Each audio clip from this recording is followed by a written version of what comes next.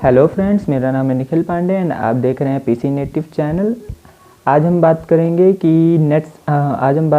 कि हम salary sheet कैसे बनाते हैं। तो सैलरी शीट वो शीट होती है जिसमें एक कंपनी के एम्प्लॉय की पूरी डिटेल लिखी रहती है कि हाँ, इस बंदे को इतनी सैलरी मिलती है। उसका TRA, HRA और DRA इन सबको फाइंड करके उसकी एक सैलरी डिसाइड की जाती है कि पर मंथ उसे कितनी मिलेगी।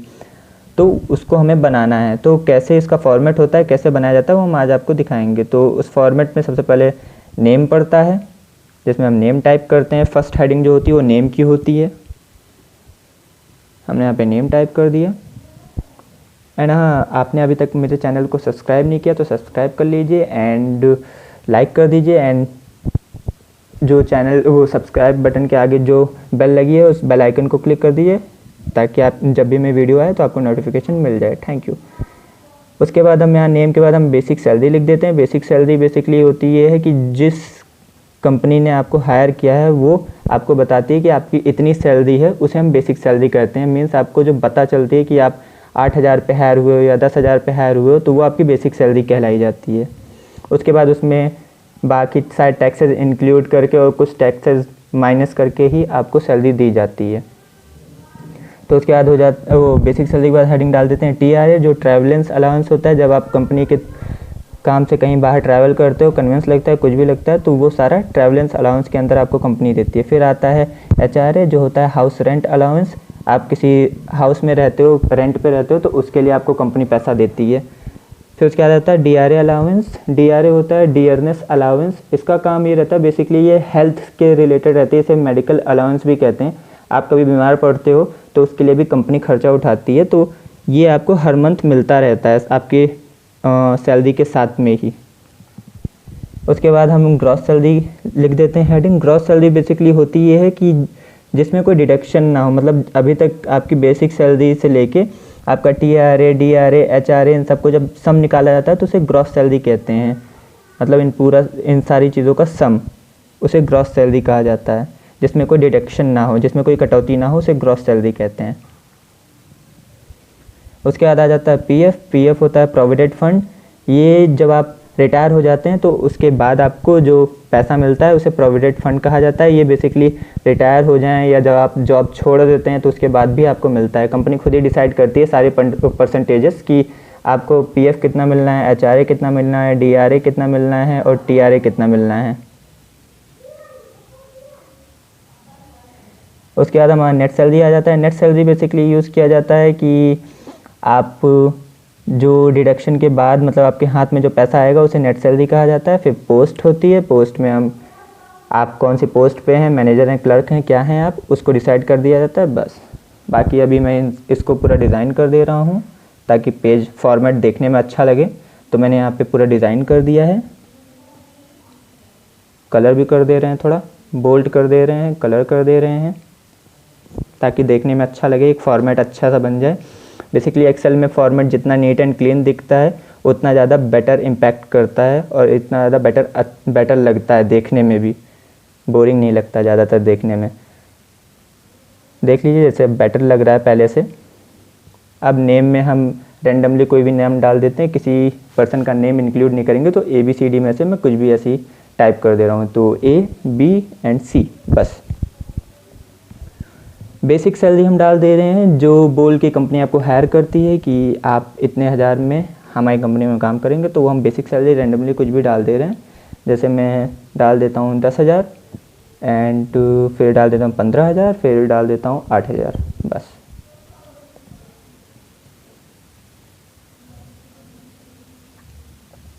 फिर TRA जो ट्रैवलेंस अलाउंस है, मैंने यहाँ पे 8% लिखा हुआ है। कंपनी का अपना खुद का परसेंटेज होता है, वो कंपनी में जिस कंपनी में आप जो भी काम करेंगे वो पता चल जाएगा। तो उसके लिए is equal to basic salary select कर लिया, फिर इनटू का साइन, फिर 8% लिख देना है, फिर एंटर कर देंगे। निकल आया ये TRA। इसको हम ड्रैग कर ले रहे हैं, जो TRA हमने अभी निकाला है तो नीचे तक ड्रैग कर लिया तो सब में आंसर आ जाता है सेम। ऐसे ही HRA निकाल देंगे। मैंने यहाँ पे 12% लिखा हुआ है, तो इज इक्वल टू यहाँ पे बेसिक सैलरी को सेलेक्ट कर लिया, इनटू एंड 12% टाइप कर देंगे एंड एंटर कर देंगे तो उसका 12% निकल आएगा। ड्रैग कर लिया। बस यहाँ पे जो DRA है, डियरनेस अलाउंस, इसको कुछ लोग DA भी कहते हैं और कुछ लोग DRA भी कहते हैं। मैंने DRA टाइप कर दिया, अगर आपको DA मिलता है तो भी कोई प्रॉब्लम नहीं है, DA भी होता है। इक्वल टू, अब हम यहाँ पे लगा देंगे वही बेसिक सैलरी सेलेक्ट कर लेंगे एंड इनटू 5%। ये भी कंपनी अपने हिसाब से डिसाइड करती है कि आपको कितना परसेंट DA या DRA मिलता है। अब ड्रैग कर ले रहे हैं। बस अब हम इन सब का बेसिक सैलरी का TRA, DRA, HRA इन सब को ऐड कर लेंगे तो इनका जो सम निकलेगा वो ग्रॉस सैलरी कहलाएगा। तो उसके लिए हमें करना क्या होगा कि हम ऑटो सम का यूज़ कर लेते हैं। ऑटो सम में होता क्या है कि एक पूरी रो को सेलेक्ट कर लेंगे, कितनी रो को हमको करना है। ये हमने पूरा रो सेलेक्ट कर लिया, उसके साथ में एक एक्स्ट्रा सेल सेलेक्ट कर लिया कि हमें कहाँ पे आंसर चाहिए, और हमने ऑल्ट प्लस इक्वल टू दबा दिया। Alt plus equal to auto sum की शॉर्टकट की होती है। ड्रैग कर लिया, आंसर निकला है सबके। PF प्रोविडेंट फंड होता है, मैंने इसकी डिटेल बता दी है क्या होता है। ये भी परसेंटेज कंपनी खुद डिसाइड करती है कि आपको कितना परसेंट दे। ये जो PF निकलता है वो ग्रॉस सैलरी से निकलता है, तो आप इक्वल टू ग्रॉस सैलरी को सेलेक्ट करेंगे, फिर इंटू लगा के फिर 25% निकाल देंगे। मैंने यहाँ 25% दिया हुआ है। ग्रॉस सैलरी सेलेक्ट कर लिया, इंटू 25%। बस अब सबको ड्रैग कर लिया। अब नेट सैलरी पहले ही बता चुका हूँ, जो आपके हाथ में आती है, जो आपको सैलरी मिलती है वो नेट सैलरी कहलाती है। अब निकलेगी कैसे नेट सैलरी, तो इसके लिए इक्वल टू ये ग्रॉस सैलरी से PF को जब माइनस करते हैं तो जो अमाउंट बचता है वो नेट सैलरी कहलाता है। तो ग्रॉस सैलरी सेलेक्ट कर लिया माइनस PF, एंटर। जो अब आंसर हमारे सामने है यही हमारा मेन पैसा है, यही हमको मिलता है अमाउंट। नेट सैलरी हमको जो हमारे हाथ में सैलरी आती है वही होती है। अब इन सब के बाद हम पोस्ट फाइंड कर लेते हैं। पोस्ट के लिए हम इफ़ लगाएंगे, कंडीशन अप्लाई करेंगे कि कौन सी कंडीशन पे कितना वो कौन सी पोस्ट होगी। मीन्स इतना रुपए है तो ये बंदा हो सकता है उस पोस्ट पे, तो इफ़ का फॉर्मूला यूज़ करेंगे। तो यहाँ पे कंडीशंस मैं अपने हिसाब से लगा रहा हूँ, बाकी आप जिस कंपनी के लिए आप जब भी सैलरी शीट बनाएंगे तो वो कंपनी खुद बताएगी कि आप इस बंदे के लिए इतना परसेंटेज लगाओ। वो आपको वहाँ खुद पता चल जाएगा कि कैसे क्या कंडीशन लगानी है। आपको बस बेसिकली कंडीशन लगाने आनी चाहिए। तो कंडीशन लगाने के लिए बेसिकली हम इक्वल टू से ही स्टार्ट करते हैं हमेशा फॉर्मूला। इक्वल टू इफ़ से हमें पता चलता है कि हम कंडीशन लगाने जा रहे हैं। ठीक है, तो हम यहाँ पे इक्वल टू ले लेंगे, उसके बाद यहाँ टाइप कर लेंगे इफ़, ब्रैकेट ओपन कर देंगे, सॉरी स्मॉल लेटर्स में लिख देते हैं, ब्रैकेट ओपन कर देंगे और हम सेलेक्ट करेंगे नेट सैलरी को, क्योंकि हम नेट सैलरी से ही निकालेंगे कि कौन सा बंदा कौन सी पोस्ट पे। नेट सैलरी अब यहाँ पे greater than equal two means ये जो नेट सैलरी मैंने सेलेक्ट की है ये बड़ी या बराबर है। मैं यहाँ पे ले लेता हूँ 20,000। हाँ, ये जो नेट सैलरी है ये बड़ी या बराबर है 20,000 से। तब हमने यहाँ पे लगा दिया कि अगर ये कंडीशन अप्लाई होती है तो कॉमा, डबल इन्वर्टेड कॉमा, ये बंदा मैनेजर कहलाएगा। अगर 20,000 या 20,000 से ऊपर जिसकी सैलरी है वो मैनेजर कहलाएगा। मैंने ये कंडीशन अप्लाई कर दी, तो हमने यहाँ पे लिख दिया मैनेजर, लिख देते हैं मैनेजर को, फिर डबल इन्वर्टेड कॉमा क्लोज कर देंगे, फिर कॉमा लगा देंगे। ये हमारी फर्स्ट कंडीशन तैयार हो गई है। अब हम सेकंड कंडीशन देख लेते हैं कि इफ़, सेकंड कंडीशन हम देख लेते हैं जिसमें if bracket open, net salary को ही सेलेक्ट कर लिया, फिर ग्रेटर देन इक्वल टू मतलब बड़ी या बराबर है, हमने डाल दिया 15,000। ठीक, कि ये जो हमारी नेट सैलरी है बड़ी या 15,000 से बड़ी या 15,000 के बराबर है, तो कॉमा, डबल इन्वर्टेड कॉमा, ये क्लर्क कहलाएगा। अगर 15,000 से बड़ा या उसके बराबर, 15,000 के बराबर जो सैलरी मिलती है जिसको, वो क्लर्क कहलाएगा। तो हमने यहाँ पे कंडीशन डाल दी कि वो क्लर्क है, तो हमने यहाँ पे क्लर्क लिख दिया। अब double inverted comma close, comma. अब हम यहाँ पे जो तीसरी कंडीशन दे रहे हैं वो इफ़ ब्रैकेट ओपन, यही नेट सैलरी को सेलेक्ट कर लिया, फिर greater than equal two means बड़ी या बराबर है। हमने अब ले लेना है कितना लेना, 10,000 ले रहे हैं कि अगर ये जो हमारी नेट सैलरी है ये बड़ी या बराबर है 10,000 से, तो वो बंदा सुपरवाइज़र कहलाएगा। तो हम इस पर लिख देते हैं कि ये सुपरवाइज़र है।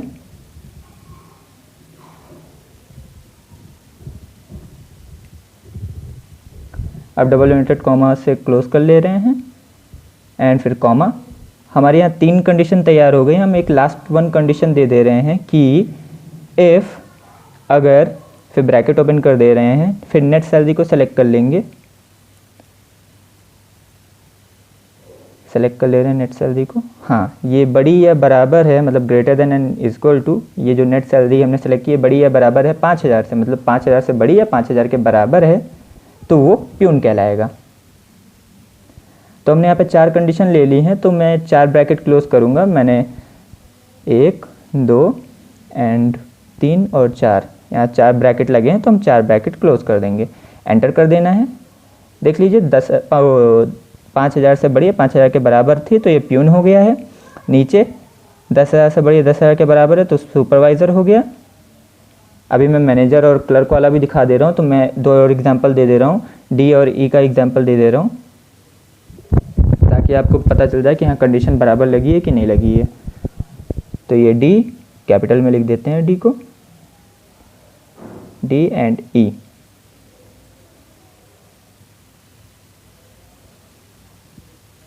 तो हम यहाँ पे बेसिक सैलरी इस बार सेलेक्ट कर ले रहे हैं। क्या कर लें बेसिक सैलरी को, 25,000 या 18,000 लिख दे रहे हैं। अब यहाँ पे हम टीए ड्रैग कर ले रहे हैं। हमारे पास पहले ही हमने सब निकाल लिया तो हमको फॉर्मूला लगाने की ज़रूरत नहीं है, हम ड्रैग कर सकते हैं। या तो आप जैसे ही टीए दबाएंगे, बेसिक सैलरी टाइप करेंगे एंड टैब बटन दबाएंगे, ऑटो वो सब कुछ निकल आएगा। मैं वो भी दिखा दे रहा हूँ। अभी तो ये तरीका है कि आपने बेसिक सैलरी टाइप कर दिया और ऊपर से सब ड्रैग कर ले रहे हैं, तो ऐसे भी आंसर आ जाना है। ठीक, क्लर्क आ गया। नहीं तो आप बस यहाँ पे बेसिक सैलरी लें और बेसिक सैलरी को टाइप करें एंड टाइप करने के बाद टैब बटन होती है, टैब बटन दबाते ही देख लीजिए सारा आंसर आ जाना है। ऊपर से लेकर नीचे तक जितने भी हमने यहाँ पे अभी तक सबको यूज़ किया वो सारे आंसर यहाँ पे आ जाएंगे। और बस सब में बॉर्डर लगा दे रहे हैं। बॉर्डर लगा देने से ज़्यादा अच्छे से डिटेलिंग आ जाती है, तो हम यहाँ पे बॉर्डर का यूज़ कर ले रहे हैं ताकि ये और अच्छी से डिटेल में आ जाए। और ये बॉर्डर इस जगह पे होता है, कहाँ गया, ये ऑल बॉर्डर यूज़ करेंगे ताकि हर जगह बॉर्डर लग जाए। बस हमारा ये बेसिक नेट सैलरी आ गया। Thanks for watching. और आगे कुछ जानना हो उसके बारे में तो कमेंट कर दीजिएगा। Thank you so much.